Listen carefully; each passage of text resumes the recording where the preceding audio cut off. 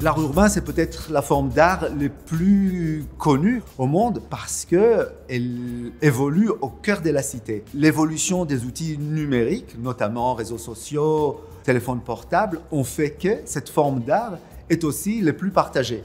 C'est pour ça qu'on a voulu dédier une exposition qui va à la fois à l'origine de cette forme de création, mais aussi à la particularité qu'il y a le numérique dans sa création et dans sa diffusion. La volonté de Loading, l'art urbain à l'ère numérique, était de présenter l'art urbain sous un autre angle de vue. Et je me suis vite rendu compte que le dispositif immersif permettait de présenter la face cachée, en tout cas d'un point de vue muséal de l'art urbain, c'est-à-dire la rue. C'est-à-dire de raconter l'histoire de ce phénomène uniquement à travers des photographies et des vidéos d'archives qui documentent le travail qu'une communauté d'artistes internationales a réalisé à travers les décennies dans les rues du monde entier. Il y a plusieurs thématiques qui sont développées dans l'exposition, mais il y a on va dire un lien entre toutes ces thématiques qui est le concept de hacking. Le hack, dont la première définition est donnée en 1959 par un ingénieur américain du MIT, est le fait de prendre une technologie au sens physique du terme, c'est-à-dire l'objet technologique, l'ouvrir, le modifier pour l'adapter, on va dire, à un usage qui n'était pas prévu au début. Ce que les artistes urbains font dans la rue, c'est de hacker l'espace public, hacker les murs pour les détourner de leur usage premier et faire passer des messages, ou en tout cas activer des murs d'une manière qui n'était pas prévue à l'origine. Les dispositifs au Grand Palais Immersif reflètent cette double volonté, à la fois de montrer en profondeur historique. On a un espace dédié à ça qui remonte aux premières créations de l'homme qui s'est fait dans des cavernes qui étaient des espaces publics partagés, mais aussi par les dispositifs de numérique, donc des très grandes projections. Notre salle principale ressemble dans ce sens-là à un piazza public, et la projection s'inscrit parfaitement dans la cathédrale de béton de 23 mètres de hauteur qui est notre salle principale.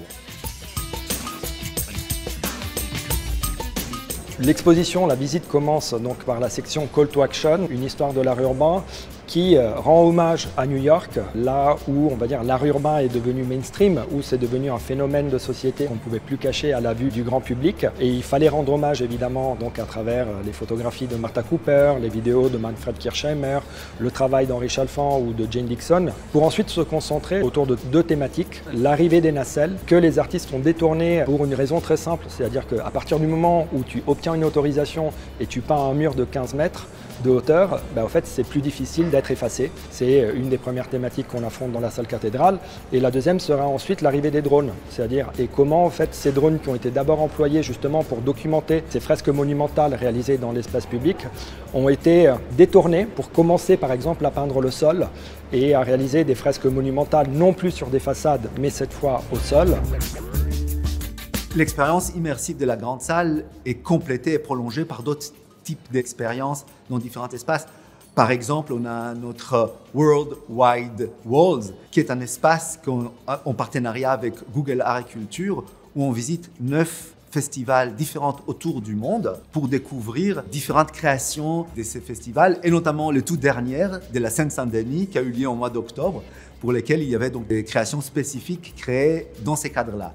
Une autre expérience interactive est notre Graffiti Simulator, où à travers un petit clavier, on saisit notre mot, on les projette avec une bombe digitale, mais qui fait des sons comme si c'était un vrai. On peut créer son propre graffiti.